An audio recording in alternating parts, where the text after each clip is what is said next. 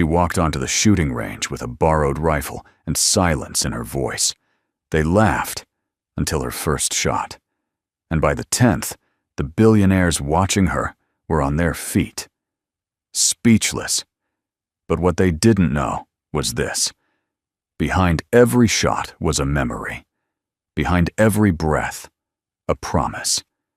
And behind that quiet woman stood a broken man who had once sworn never to hold a rifle again. This isn't just a story about shooting.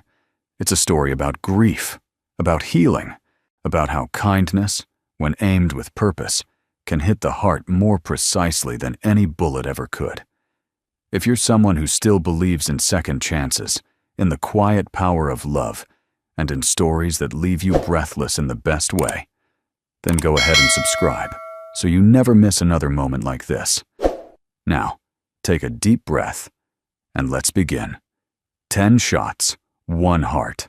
The wind moved slow and heavy across the plains of Wyoming, tugging at the tall grass like it carried the weight of memory.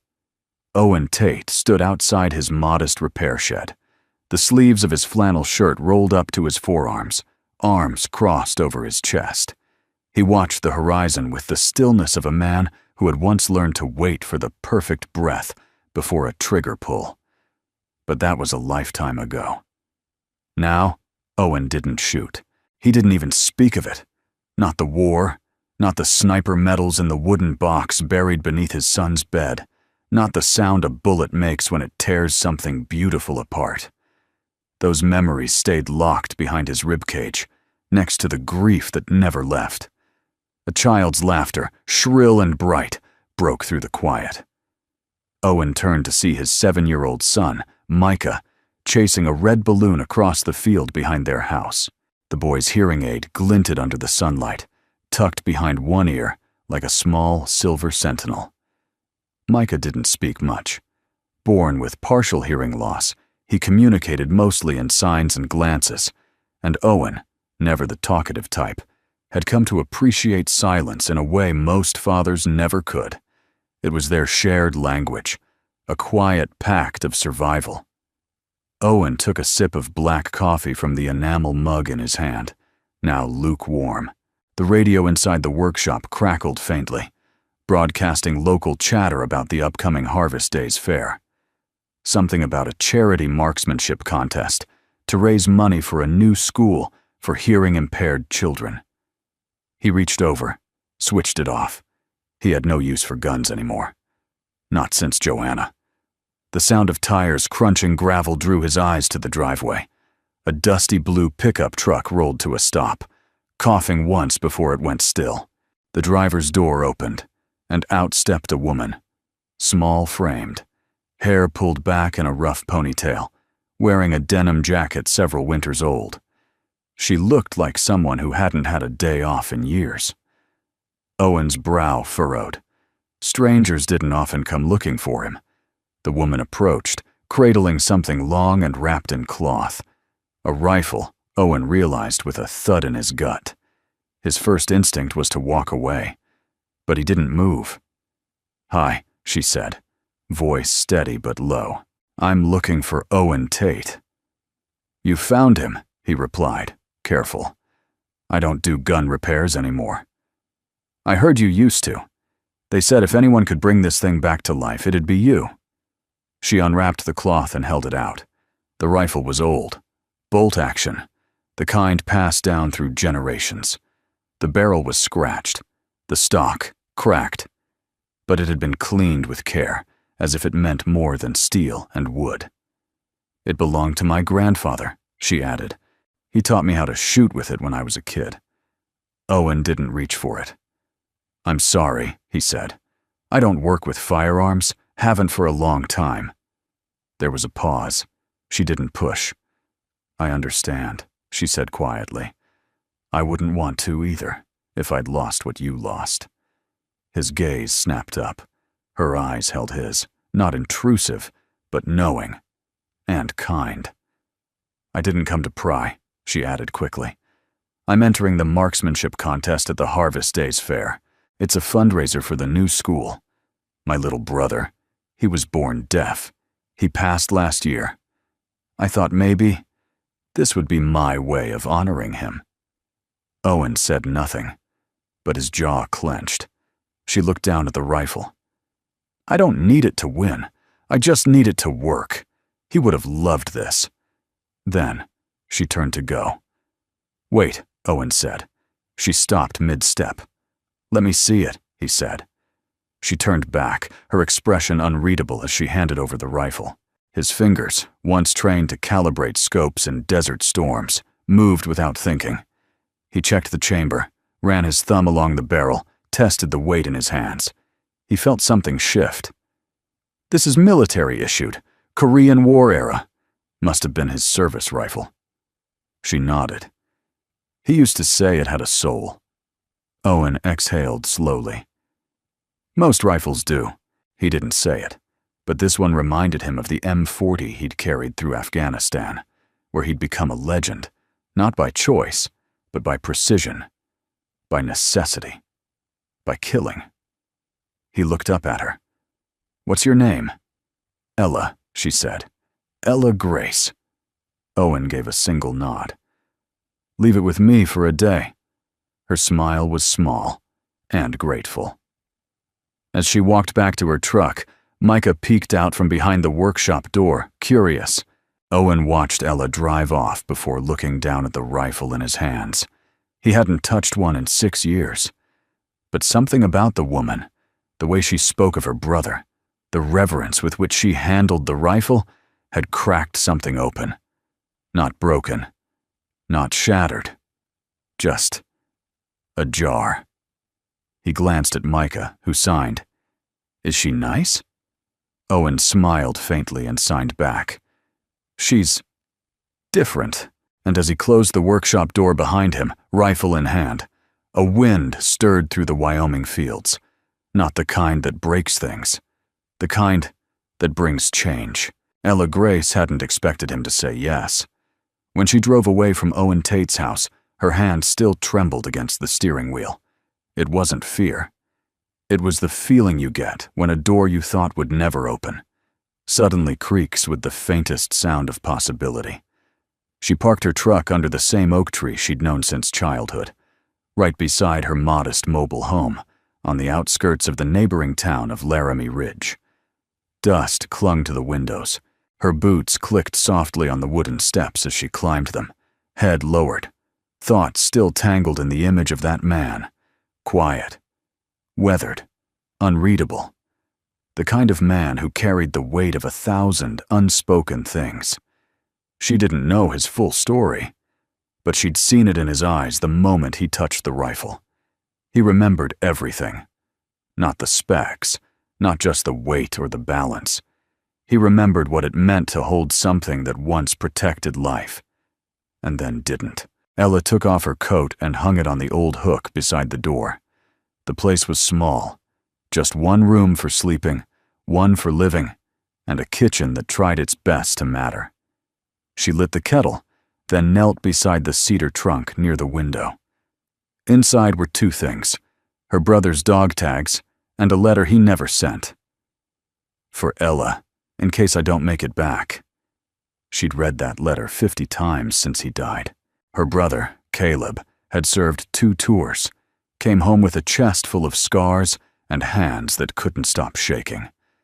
But it wasn't war that took him. It was silence, the kind that creeps in when you feel unheard. He'd once told her that the world made noise for everyone but people like him. Sometimes, he'd signed with a crooked smile, "I just want to be seen." That's why she was going to that shooting range. That's why she needed the rifle fixed. It wasn't about winning. It wasn't even about shooting well. It was about making sure Caleb's silence turned into something someone might finally hear. The next morning, Ella returned to Owen's workshop just as the frost was melting from the grass. The door was open. Inside, she found him hunched over a workbench, head bowed, tools spread around him like a surgeon preparing for something delicate. The rifle sat in front of him, cleaned, stripped, polished to a gleam it hadn't seen in decades. "You came back," he said, without looking up. "I said I would." He gestured to the rifle. This bolt assembly was rusted halfway to useless. Trigger guard was loose, and the sight, well, I'm surprised you hit anything with it. I didn't, she replied with a half smile. He looked up then, the corner of his mouth twitching. It's ready now. Cleaned and zeroed. Ella stepped forward, her hands hesitating just before she touched the stock. Thank you. You're welcome, he said. But it's not just about the rifle. She tilted her head. No? He stood, wiping his hands on a rag. You said you're entering the competition. I am. You ever fired in wind? At distance? With pressure? I've shot cans off fence posts, she said sheepishly. He gave a low chuckle. That won't help you much against billionaires with custom scopes and sponsorships. Then, I guess I'll lose gracefully. He studied her face for a moment. Do you know how to breathe before a shot? I hold my breath. He shook his head gently. That's how you miss. You don't hold it. You let it go. Slow, like you're releasing something you've been carrying too long. Ella stared at him. Come back tomorrow, he said. Early. We'll practice. Why? She asked softly. You said you don't touch guns. I don't, Owen replied. But you're not just anyone. Ella didn't answer. She didn't need to. Sometimes, when the world has forgotten your name, the smallest recognition is enough to crack something open inside you. That evening, Owen sat on the back steps of his home, watching Micah flip through a picture book, tracing shapes with his fingers. The boy tapped his shoulder and signed. She's coming back? Owen nodded. She's different, Micah signed. Owen signed back. So are you. Then Micah reached into his jacket and pulled out a folded drawing, a stick figure of himself, Owen, and a woman with a long ponytail holding a big rifle. He'd drawn a sun, too, and a heart between all three of them. Owen stared at it, something catching in his chest. He hadn't realized how deeply Micah had noticed the shift, or maybe the boy simply understood more than he let on. He always had.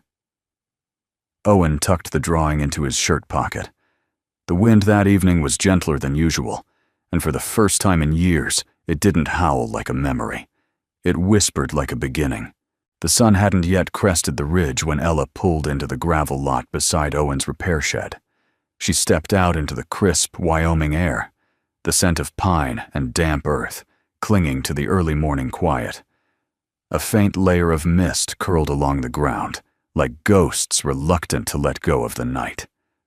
Owen was already waiting, seated on a wooden bench behind the workshop, with a coffee mug balanced in one hand and the rifle across his knees, like a relic too sacred to lay down completely. He nodded as she approached. No words, just acknowledgement. She liked that about him. Micah still sleeping? She asked softly. He wakes with the sun, Owen said. But today, he stayed in bed and watched me go. That's his way of saying he approves. Ella smiled, brushing a strand of wind-tangled hair from her face. He handed her the rifle. Let's see how you hold her. She took it, careful, like lifting the memory of someone you loved. She placed the butt against her shoulder, just as her grandfather had taught her decades ago. One hand on the grip, the other under the barrel. Not bad, Owen murmured. But you're tensing up. You're fighting the shot before it even comes. I'm used to holding my breath for everything, Ella said. I guess it spills over. He looked at her, the line of his jaw tightening. That's exactly why you miss. Not just in shooting. She met his eyes. The silence between them stretched wide, but not empty. Finally, she lowered the rifle. Do you want to know why I'm really doing this? Owen didn't answer. He didn't have to. She sat down beside him, the rifle across her lap. My brother, Caleb, was born almost completely deaf, she began. My parents didn't handle it well. They didn't learn sign language. They sent him to public school, where he got lost in the noise. Owen said nothing, but his body leaned subtly toward her. I was 10 when I realized I was the only one who could really talk to him. So I learned every book I could find, every video, every finger movement. Her hands illustrated it, fingers gliding through the air unconsciously. He was funny, she continued. He made up stories with his hands, wild things, about space cowboys and treasure maps and robots that baked cookies. He could make you laugh without ever saying a word. Ella paused. Her eyes didn't tear, but her voice cracked like the first thaw of spring ice. He wanted to be a teacher, for kids like him. Said the world was too loud for them, and he could make a quiet space where they felt seen. Owen swallowed hard. What happened? Afghanistan, she said simply. He enlisted. Said it was the one way to pay for college. Came back with a chest full of shrapnel and hands that didn't stop shaking. Owen closed his eyes, just for a moment. PTSD? She nodded. But it wasn't just that. He felt invisible, like the country he fought for never really heard him. Her voice caught. Owen reached over, placing a steadying hand on her wrist. Warm, grounding. He took his life 2 years ago, she finished. In this very town. I found him on the porch. He had his old service dog tags in one hand and a picture of us in the other. The wind shifted. A crow called in the distance. I wanted to give up, Ella said. I didn't pick up a pen, didn't sign, didn't talk for almost a year. Then one day, I opened his trunk and found the rifle, the one Grandpa taught us with. And this note. She reached into her jacket, unfolding a small, worn envelope. Inside was a crumpled piece of paper. She read aloud, her voice barely above a whisper. If you ever feel like no one's listening, shoot once for me, and then shoot for every kid who's waiting for someone to sign their name back to them. Owen stared at the note, the words hitting like distant thunder.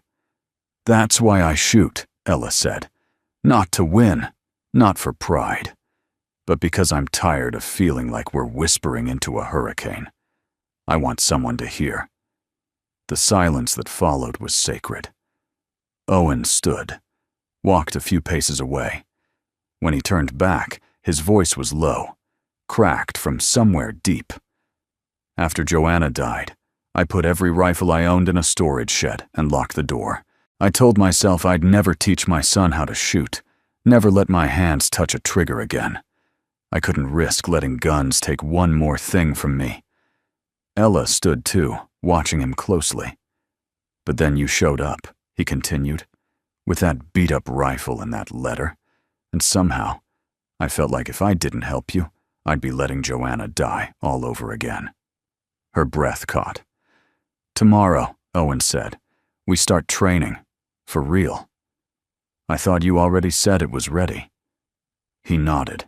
The rifle is, but you're not. Not yet. Ella blinked.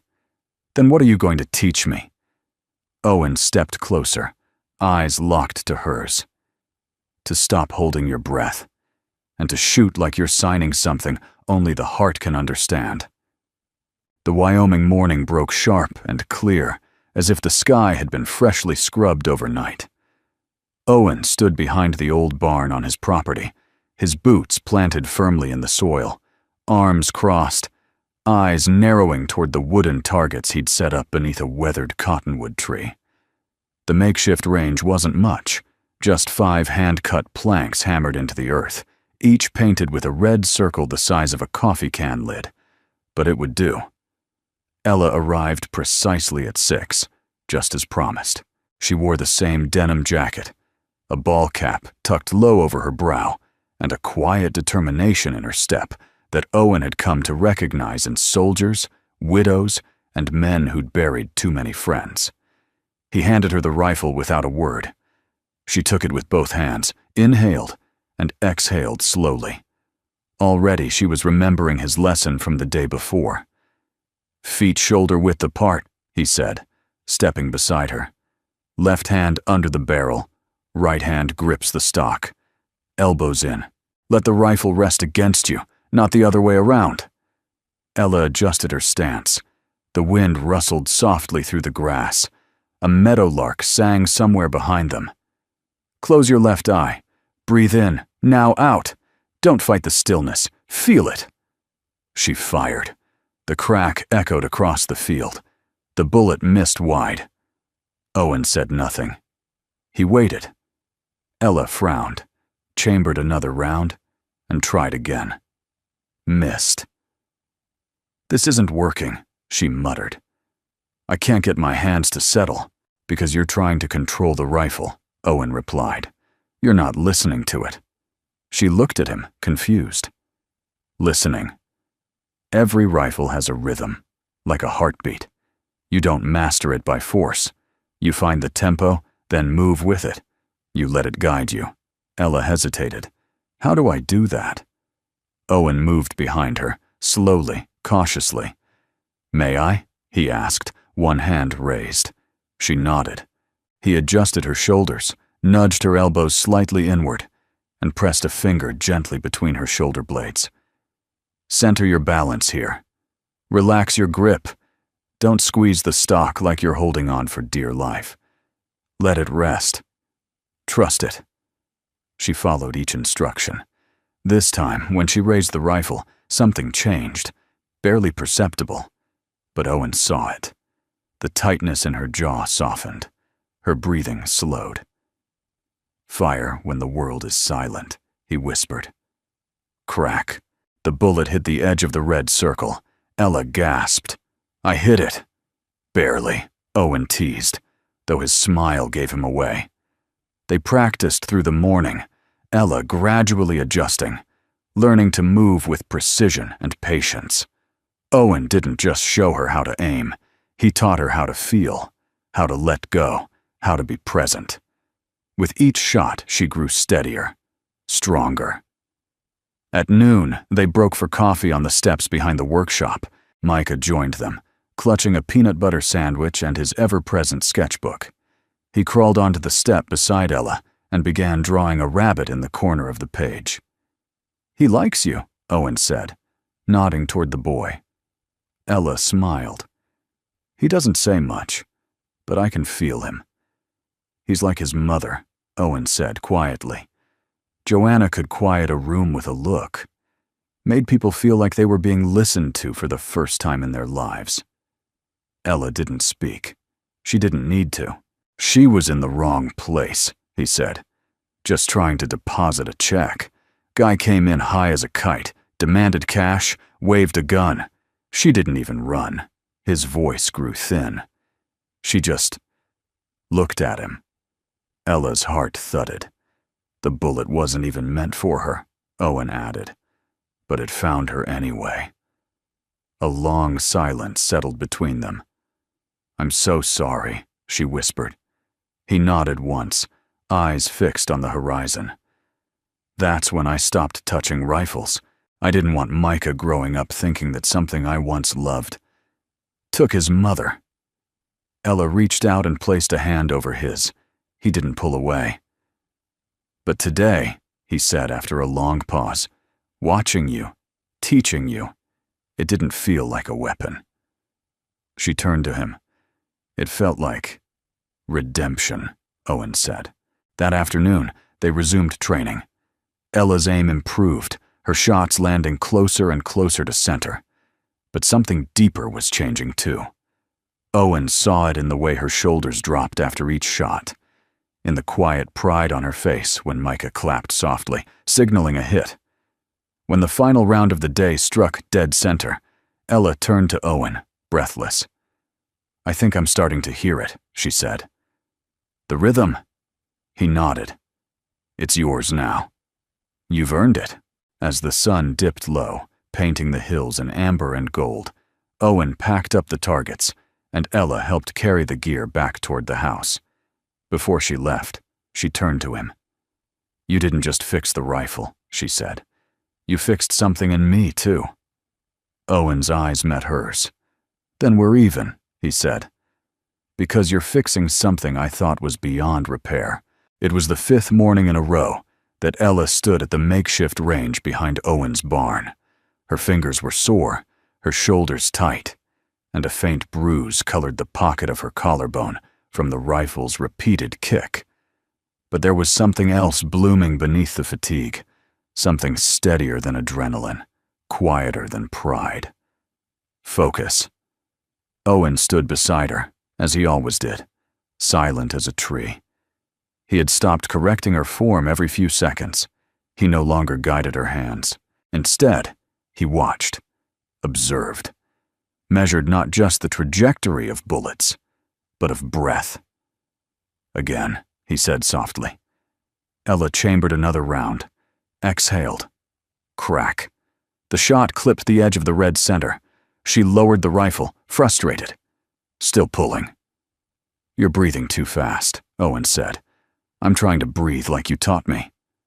"You're trying to breathe like you think I want you to," he stepped closer. "But you're not breathing like yourself." She blinked. "What does that even mean?" He knelt in the grass, motioning for her to sit. Reluctantly, she joined him. "Take off the rifle," he said. She leaned it carefully against the stump behind them. "Close your eyes." Ella hesitated. "Trust me." She did. "Now, breathe. Don't try to control it. Just notice it. In, out. Shallow or deep, it doesn't matter. Just watch it." They sat like that for a long moment, the sound of wind curling through dry leaves, the distant call of a hawk overhead. Owen's voice returned, lower now, more intimate. "When you're holding a rifle, it amplifies everything you feel. Fear, anger, grief. The trick isn't to silence it. It's to breathe through it. To aim, not despite what you feel, but because of it." Ella's lips parted, her breathing slower now. "When I was in the desert," he continued, "they called me the ghost. I could wait for hours for the right moment. I was precise, deadly, but every time I pulled that trigger, I imagined it cost me something. A second of joy I'd never get back, a moment with my son, a dance with my wife, a night of peace." Ella opened her eyes slowly. "But this isn't war," he said. "This is you, fighting for someone who can't fight anymore. And the weapon you hold," he motioned to the rifle. "It's not death. It's memory, love, loyalty. If you forget to breathe, you forget why you're aiming." She looked at him then, not just as a teacher, not just as a man who had seen too much, but as someone who had made it back from the edge. And maybe, just maybe, she could too. "I miss him," she whispered. "I know. I talk to him sometimes, in my head, in sign, in dreams. He answers in little ways. A lyric on the radio, a line in a book." Owen nodded. "Joanna used to leave me pennies, found them in strange places. On Micah's windowsill, in the mailbox, in my boot once." Ella laughed softly. "Think it was her? I don't believe in coincidence anymore." They sat quietly again, and Owen pulled out a folded piece of cloth. Inside it was a pair of old earmuffs, well worn, frayed at the edges, but cared for. "They were Joanna's," he said. "She used to come out here with me, said she wanted to learn, but really, I think she just wanted to be near me when I wasn't in my own head." He handed them to Ella. "She'd want you to have them." Ella held them like a gift too precious to touch. "I'll take good care of them," she promised. Owen nodded and stood, brushing dirt from his jeans. "Let's try again." Back at the firing line, Ella took position. This time, something felt different. Her breathing came easier, not forced, just there, present. She thought of Caleb, his goofy grin, his knobby knees, the way he'd tell her ghost stories with his hands and insist they were true. She thought of what it meant to be heard, even in silence. She exhaled, fired. The bullet struck clean through the center. Micah clapped from the porch steps where he sat drawing, and Ella lowered the rifle with a breathless smile. "That," Owen said quietly, is what happens when you breathe like yourself. Later that evening, as the sun dipped behind the ridgeline and long shadows stretched across the fields, Owen brought out 2 plates of stew and sat beside Ella on the porch swing. Micah had gone inside, the porch light casting soft gold through the screen door. Ella took a spoonful and moaned appreciatively. "You can cook?" "I can follow a recipe," Owen said with a grin. "Sort of." They ate in comfortable silence for a while before Ella spoke again. I didn't think I'd feel this strong again." "You were always strong," Owen replied. "You just needed somewhere to aim it." Ella looked down at her hands. "I'm scared," she admitted. He nodded. "So was I. For 6 years. Every time I picked up a wrench, I felt like I was betraying her. But it's not betrayal. It's healing." She turned toward him. "Is that what this is? Healing?" Owen's eyes met hers. "It's the start of it." A breeze stirred the cottonwood branches overhead, and for a moment, just a moment, neither of them was holding on to the past. They were breathing it out, one quiet beat at a time, together. The 6th morning of training dawned gray and quiet, the kind of sky that felt like it was holding its breath. Owen and Ella didn't speak much that day. There was a kind of wordless rhythm between them now. She cleaned the rifle without instruction, set up the targets herself, and assumed her position with the calm resolve of someone who had earned her place. He stood behind her, arms folded, watching not just her posture, but her breathing. Always the breathing. "Winds from the west," he said. "Quartering. You'll need to adjust." Ella nodded and shifted her aim. Crack. The shot flew clean, slightly off-center but tight, consistent. "Better," Owen said. "Still a touch high. You're anticipating the kick again." Ella turned her head toward him, lips curving into a grin. "Maybe I like the recoil." He raised an eyebrow. "Dangerous habit." "You would know?" There was a pause. Something had shifted in the air. Not tension.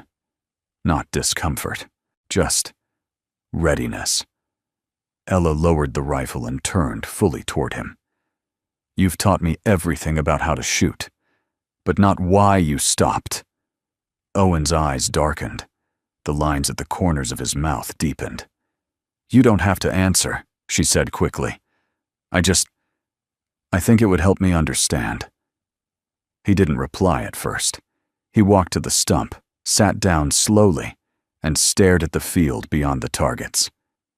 "It was Kandahar," he said finally. "Winter, 2014. We'd been tracking a convoy for days. Intel said one of the trucks was carrying a high-value target. I was set up on a rooftop half a mile out." Ella sat beside him, silent, listening. "There was a boy," Owen continued. "Couldn't have been more than 11. He wandered into the road chasing a soccer ball. I had a clean shot on the truck. 1 second more and we'd have lost it." He paused. "I took the shot, nailed the driver. But the bullet went through the windshield, into the cab, and the truck veered off. It hit the boy." Ella's hand moved slowly toward his, but she didn't touch him. Not yet. "They told me it wasn't my fault, that I'd done my job, that the mission came first. But every time I closed my eyes after that, I didn't see the target. I saw his shoes, red, scuffed, untied." He exhaled, long and sharp. "When I came home, Joanna told me I'd done the right thing. She held me, made me coffee, let me be quiet, never asked me to explain what I couldn't." Owen's voice dropped lower. "And then, 6 months later, she was gone. 1 minute she was calling to check on Micah's school supplies. The next, she was on the floor of a bank, in the wrong place, in front of the wrong man." Ella's eyes welled, but she stayed still, letting the words settle. "I couldn't protect her," he said. "Not with all my training, all my instincts. not even with a gun in my hands. So I locked them all away. Every last one. I told myself the only way to keep Micah safe was to never touch a weapon again. This time, Ella reached out and took his hand. He didn't resist. "I'm not sure I believe in second chances," he said. "But when you walked into my driveway with that busted rifle, I felt something I hadn't felt in years." She squeezed gently. "You didn't just bring a weapon," he said. "You brought a reason." They sat like that for a long time. The wind carried the scent of damp earth and pine needles. Somewhere beyond the ridge, thunder muttered low. Ella finally spoke. "Caleb used to say the same thing, that the world only gives second chances to the brave." "Maybe," Owen said. "Or maybe it gives them to the ones who ask." She smiled. "Then I'm asking, for both of us." That afternoon, Micah came running from the house, his sketch pad flapping in the wind. He knelt between them, signing eagerly. "What's he saying?" Ella asked, wiping her eyes. Owen smiled softly as he translated. "He says, he wants to learn to shoot." Ella's breath caught. "But I told myself I wouldn't teach him," Owen said. "That it would be too dangerous, that he'd resent me for it. But maybe what he really needs isn't protection. Maybe he needs trust." Micah tapped his drawing. 3 stick figures again, Micah, Owen, and Ella, this time all holding little rifles, smiling. Ella chuckled. "Well, now you have to teach him." Owen turned to his son and nodded.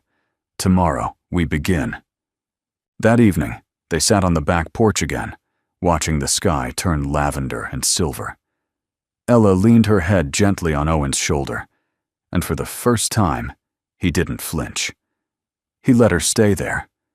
He let himself be still. And when the first stars appeared, Owen realized something.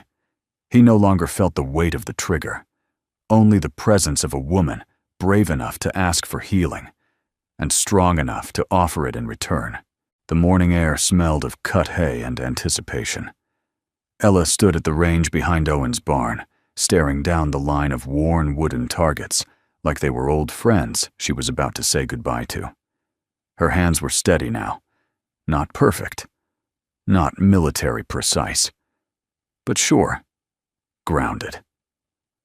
It was the day before the Harvest Days charity shooting competition. She should have felt nervous, maybe even afraid. But she didn't. What she felt went heavier and deeper than fear was gratitude. Owen stood behind her, arms crossed as usual, watching her movements with the measured gaze of someone who knew exactly what mattered and what didn't. He hadn't said much all morning. He didn't need to. She took her final shot of the session. The bullet split the center circle clean in half. Owen nodded. "You're ready." Ella turned, lowering the rifle. "You sure?" "I wouldn't say it if I wasn't. But I'm not the fastest, or the most precise. I can't afford a scope that does the work for me." "You've got something better than glass and graphite," Owen said. "What's that?" "A reason." Ella smiled faintly, but there was something wistful in it, a shadow under the light. They walked back toward the house in silence. Micah was on the porch, humming tunelessly as he colored with a set of broken crayons. When he saw them, he jumped up and signed eagerly. "He wants to know if you're going to win," Owen translated, chuckling. Ella crouched beside the boy and signed back. "I'll do my best. Will you cheer for me?" Micah nodded furiously and ran back inside, already scribbling what Ella guessed would be another picture of the 3 of them under a Wyoming sky. Inside the kitchen, Owen poured them coffee. Ella traced her fingers along the rim of the mug, her gaze far away. "I didn't think I'd come this far," she said. "When I first walked onto your driveway, I thought you'd turn me away." "I almost did." She looked up, smiling. "What changed?" Owen leaned against the counter, mug in hand. "You." Silence settled between them like warm wool, familiar and safe. I still miss him, she said quietly. I know. Not just him, but the version of myself that existed when he was alive. The girl who believed the world would make room for people like us. It will, Owen said. How do you know? Because you're making that room. Every time you pick up that rifle, every time you breathe instead of break. Ella blinked quickly. You always say things like that. Like what? Like I'm already strong, even when I don't feel it. Because you are. She looked at him for a long time, then set the mug down. I should go, she said, standing. Get some rest. Big day tomorrow. He walked her to the door. As she reached for the handle, she paused. Owen? Yeah? If I don't win, if I mess it all up out there, you won't. But if I do, he stepped closer. Close enough that she could see the tiny flecks of green in his eyes. Then you still showed up, he said. And that's more than most ever do. Her lips parted slightly, as if to speak, but then closed again. Instead, she leaned forward and pressed her forehead gently against his. It wasn't a kiss. Not quite. But it was everything that needed to be said. That night, Ella couldn't sleep. She lay in bed, the rifle case beside her like a second spine. Moonlight traced lines across the floor. She stared at the ceiling and tried to summon the faces of all the children Caleb used to talk about. The ones he swore he'd teach one day. The ones who still needed someone to sign their name back to them. She picked up her notebook and scribbled something on the last page. I'm not shooting to win. I'm shooting so silence will never be mistaken for weakness again. She folded the page carefully, slid it into the front pocket of her jacket, and closed her eyes. Across town, Owen sat on the porch swing, watching the stars. He held one of Micah's drawings in his lap, this one more detailed than the others. It showed Ella standing on a platform, arms raised, confetti falling around her, a golden medal around her neck. But what made Owen's chest tighten wasn't the drawing. It was what Micah had written beneath it in shaky block letters. She heard me. Owen looked up at the sky. Please, he whispered, let her feel that. The night was still, the wind gentle. And for the first time in a long while, both Owen and Ella dreamed of something other than what they'd lost. They dreamed of what they might become. Together. The shooting range had never been this quiet. Hundreds of people filled the bleachers and sidelines, judges in polished boots, local journalists with cameras, billionaires in cowboy hats, sipping bottled water flown in from Europe. But in that moment, as Ella Grace stepped onto the firing platform, there was only silence and breath. She walked slowly, each step purposeful. Her boots tapped against the wooden planks like a slow, steady heartbeat. The rifle, clean, oiled, and wrapped in the cloth her grandfather once used, rested in her hands like something sacred. Owen stood near the fence line, arms crossed.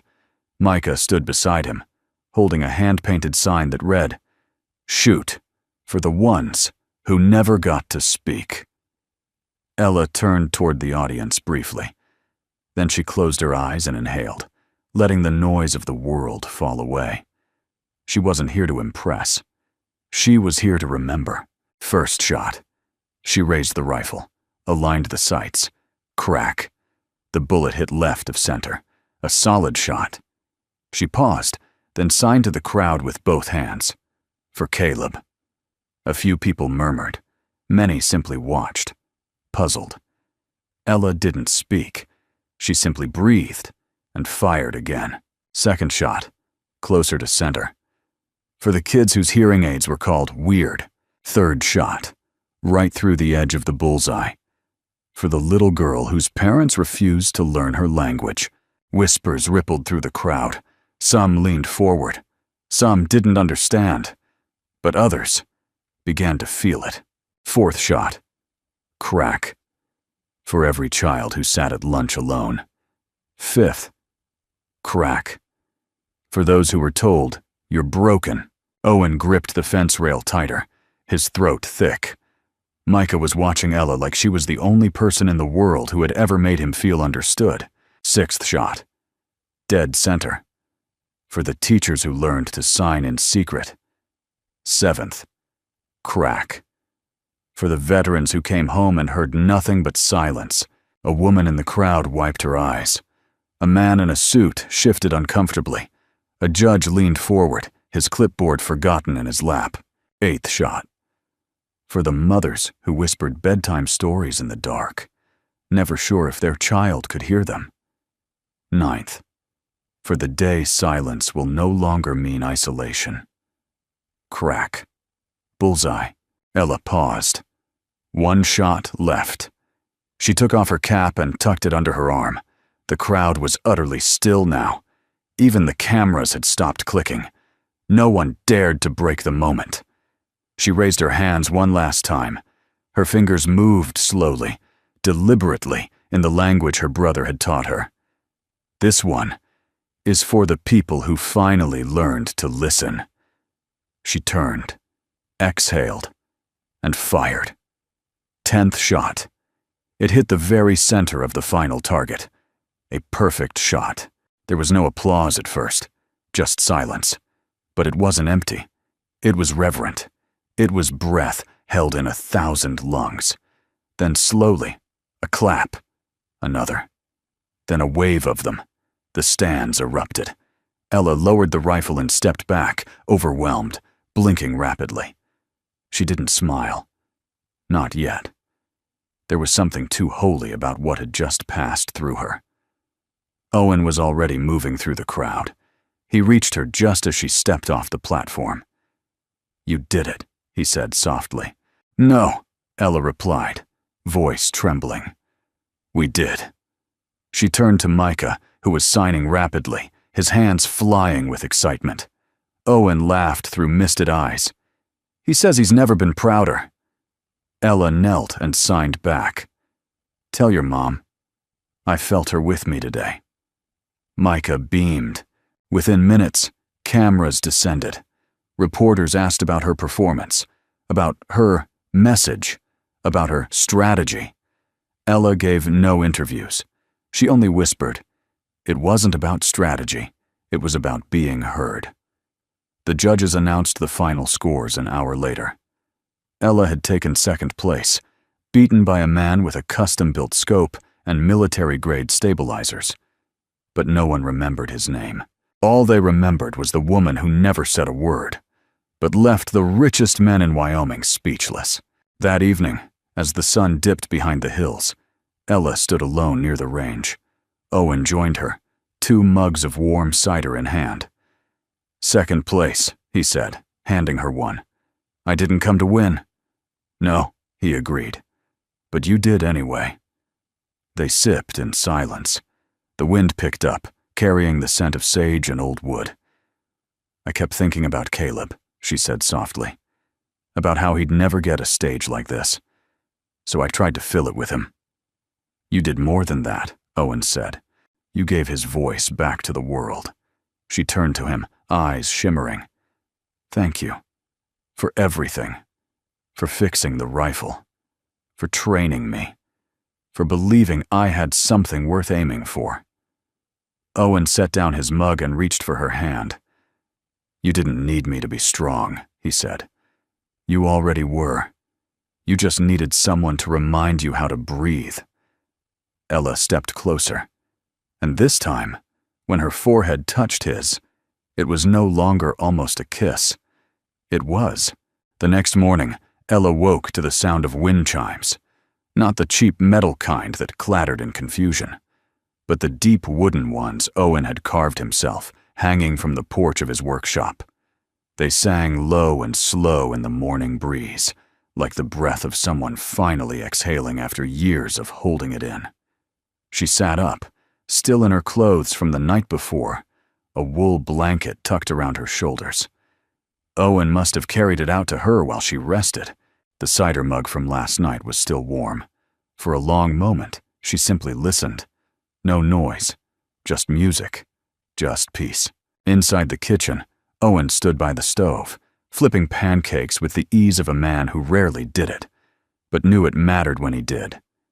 Micah sat at the table, scribbling furiously in his sketch pad. Ella stepped in quietly. They looked up. "Morning," Owen said. Micah signed. "You're famous?" Ella chuckled. "What?" Owen turned up the volume on the small radio on the counter. A familiar voice filled the room, one of the morning show anchors from a national broadcast. Ella Grace, the unknown competitor from Laramie Ridge, stunned the crowd yesterday at the Harvest Days charity match. With no words, no sponsors, and an old bolt-action rifle, she delivered a performance that left the entire stadium, quite literally, speechless. Owen switched it off. "It's been playing since 6. Ella blinked. I don't know what to say." "You don't have to," Owen said gently. "You already did." By mid-morning, letters started arriving. The mailman dropped off an overflowing crate and waved with an awestruck grin. "You might want to get a bigger mailbox." There were envelopes from all over the country, handwritten notes, crayon drawings from classrooms. One letter was from a veteran in Maine who said, "You helped me explain to my grandson why I cry at fireworks." Another from a mother in Kansas. "My daughter is deaf. She's 6.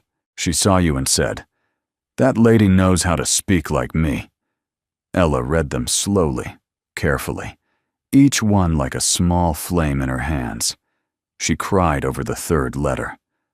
Owen sat with her on the porch as she read. He didn't interrupt. He simply handed her a tissue when she needed it. That afternoon, the mayor of Laramie Ridge stopped by, awkward in his oversized blazer and thin smile. He presented her with a plaque. "In recognition of courage, compassion, and connection." He tried to make a speech, but when Ella began signing back instead of speaking, something caught in his throat. He stepped aside, and the small crowd gathered outside the workshop began to clap. Owen stood off to the side, arms around Micah's shoulders, heart swelling not with pride, but with peace. He looked down at his son. Micah was smiling, openly, fully. Owen hadn't seen that kind of smile in years. By evening, the quiet had returned. Ella sat in the field behind the barn, toes in the tall grass, the wind soft against her cheeks. Owen came and sat beside her, holding a familiar envelope in his hands. "What's that?" she asked. He hesitated, then handed it over. She unfolded the letter, crisp, yellowed, worn from being read 1,000 times. It was from Joanna.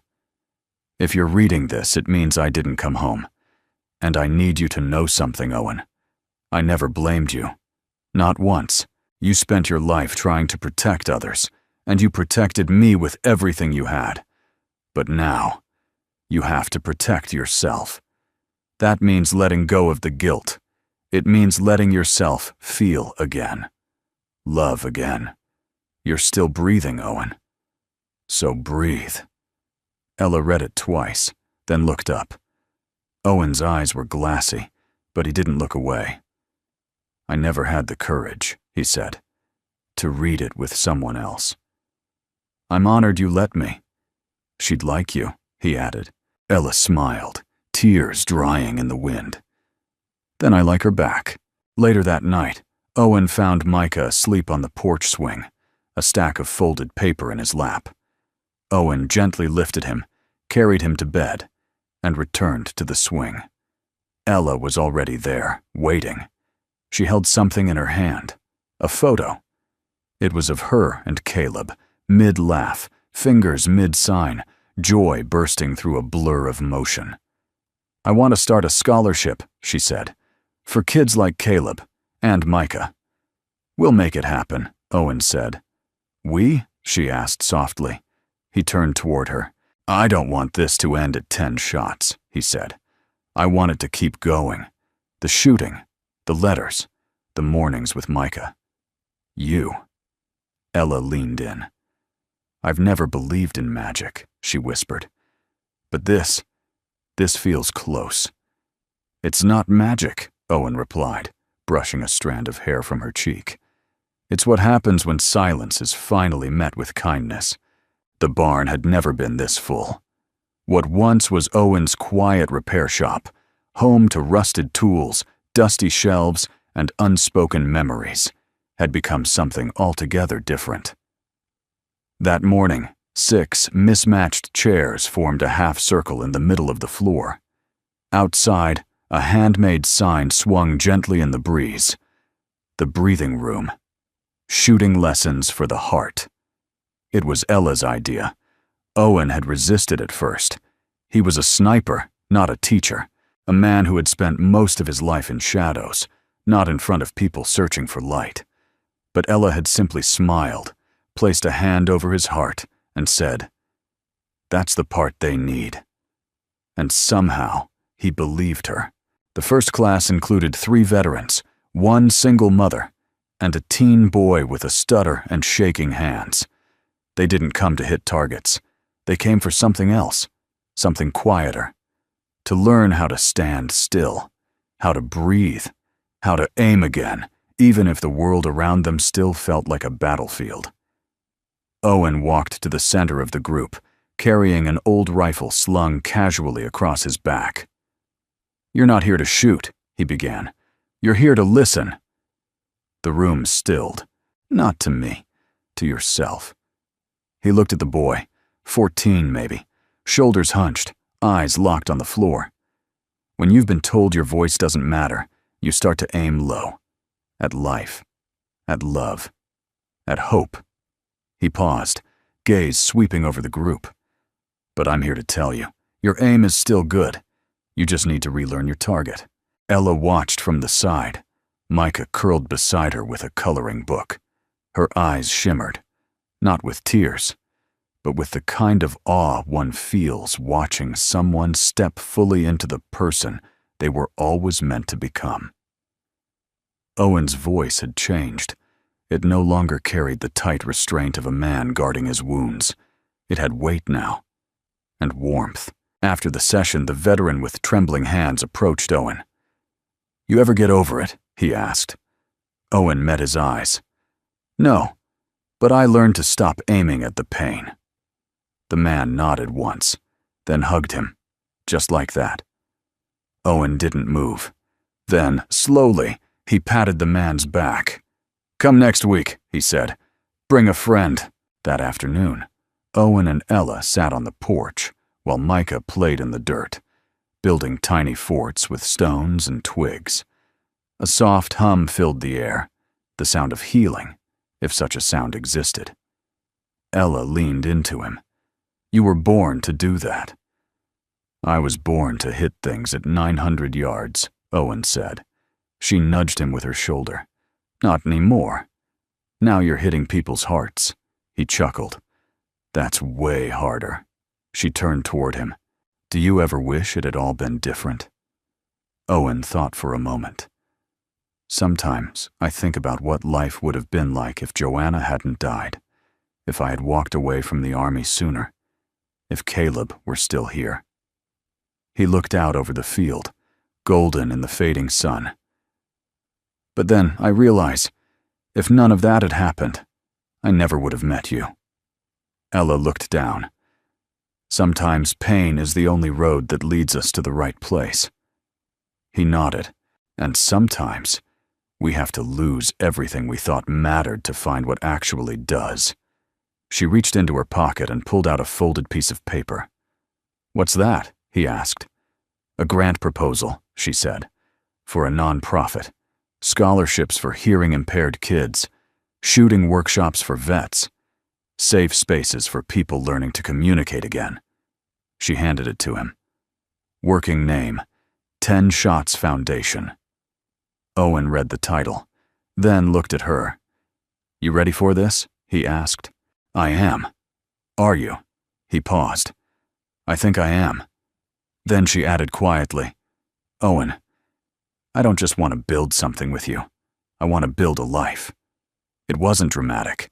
It wasn't rehearsed. It was, like everything with her, honest and whole. Owen reached over and touched her cheek. "I've spent years trying to survive what I lost," he said. "Now, I want to start living for what I've found." Their foreheads touched, and this time, they didn't pull away. That night, Micah stood in the hallway, watching through the open doorway as Owen and Ella danced slowly in the living room to a song no one else could hear. He didn't interrupt, just smiled. Then he went back to the kitchen and drew a picture. 3 stick figures again. But this time, there was a house behind them, a tree in the yard, a flag that read, "Home." The wind carried the scent of cedar and late summer earth across the open field behind Owen's barn. A soft golden haze settled over the Wyoming hills, like a prayer at the end of a long, honest day. It had been 1 year since Ella Grace stepped onto a wooden platform, and without a single spoken word, changed the way people understood silence. 1 year since Owen Tate touched a rifle not as a weapon, but as a way back to the world. 1 year since Micah smiled like he believed life could still surprise him. And now, under a sky brushed with amber and pale blue, the field was no longer just a range. It had become a place of gathering, healing, celebration. Rows of hay bales served as benches. Handmade banners flapped lightly on poles. At the center stood a new wooden sign, carved by Owen and painted by Micah. 10 Shots Foundation, where silence finds its voice. The anniversary event had drawn a crowd: former students, local families, veterans, children with hearing aids, interpreters, and those who came just to feel something good again. Some brought rifles, others brought stories, and many simply brought hearts they hadn't opened in years. Ella stood near the platform, dressed in faded jeans and a linen blouse, her braid tucked over one shoulder. She was listening to a young girl, maybe 8 years old, who was signing something rapid and excited. Ella answered with equal energy, laughing silently, hands dancing like music. Owen watched her from a distance, heart full. She was, without doubt, the bravest person he'd ever known. The main event of the day wasn't a competition. It was something they'd created together, a ceremonial shoot called 10 More Shots, a tradition to honor those who came before and to promise something to those still here. 10 people. 10 shots. Each one dedicated to a cause, a person, a memory, or a dream. Owen stepped onto the platform first. The crowd hushed. He held up a bullet in one hand and signed. Slow, careful, but proud. "This is for my wife, Joanna. She taught me that forgiveness starts at home." Crack. Applause. Next was Micah. He walked up, a little shy, holding the rifle with both hands. Ella helped him steady it. He didn't fire far, just close enough. Owen stood behind him and signed the dedication aloud. "For everyone who speaks with their hands and still sings with their heart." Crack. Cheers. Then came a veteran who had joined the very first class. He signed, "For the men who made it back and the ones who didn't." Crack. A tear ran down his cheek. A young deaf boy followed, holding a flower in one hand and the rifle in another. "For my mom. She believed I could do anything, even this." Crack. People stood. A local teacher, a single father, a widow, a teenage girl who used to be afraid of loud sounds, but now smiled at them. One by one, the shots rang out. Not loud, not violent, but full of story. Until there was one left. Ella. She stepped up, calm and quiet. The crowd leaned in, not for volume, but for meaning. She lifted the final bullet between her fingers and turned to Owen. Their eyes locked. She spoke, not aloud, but in their shared language. "This one's for the people who stayed, the ones who didn't run from grief, the ones who stood beside someone who wasn't whole, and waited, without asking when they would be." She aimed. Crack. Center. The crowd rose to their feet, but still, no one clapped yet. because there was something more. Ella turned back, walked to the edge of the platform, and held Owen's hand.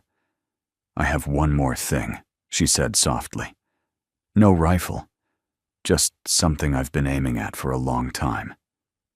She reached into her pocket and pulled out a folded piece of paper. It was the same note she wrote the night before the first competition. "I'm not shooting to win. I'm shooting so silence will never be mistaken for weakness again." She handed it to Owen, then knelt down in front of Micah. "I'm not replacing anyone," she signed, "but if you'll have me, I'd like to be part of this family. For real." Micah's eyes lit up. He didn't sign. He jumped into her arms. Owen blinked away tears, then stepped down and joined them, wrapping them both in a quiet, sturdy hug. That evening, after the crowd dispersed and the sun fell behind the ridge, the three of them sat on the porch steps. Micah was asleep, his head in Ella's lap. Owen reached into his pocket and pulled out a small box. "Was planning to wait," he said, "but I don't think I need to." Ella looked up, heart stilling. "I don't have a ring yet," he continued, "but I do have a promise." She didn't speak, only listened. "I promise to aim every day, not with regret, but with intention, with love, with presence, and I want to aim beside you." He opened the box. Inside was a single silver bullet, engraved with the words, "10 shots brought us here. The rest are ours." Ella touched it with trembling fingers. "Yes," she whispered, "and everyone from now on, we fire together." Owen smiled, resting his forehead against hers. And in that moment, beneath a sky full of quiet stars and a porch full of sleeping dreams, the silence wasn't empty. It was full. We'd love to know. Where are you watching from today? Whether it's a quiet corner in the Midwest, a porch in Georgia, or somewhere halfway across the world, please take a moment to share in the comments. It means more than you know. And if this story touched your heart, if it reminded you that kindness still matters and that love can find its way, no matter how broken the world may seem, please consider subscribing. We share stories like this every week, and we'd be honored to have you with us. From the bottom of our hearts, thank you for spending your time here. Until next time, stay kind, stay hopeful, and never stop believing in second chances.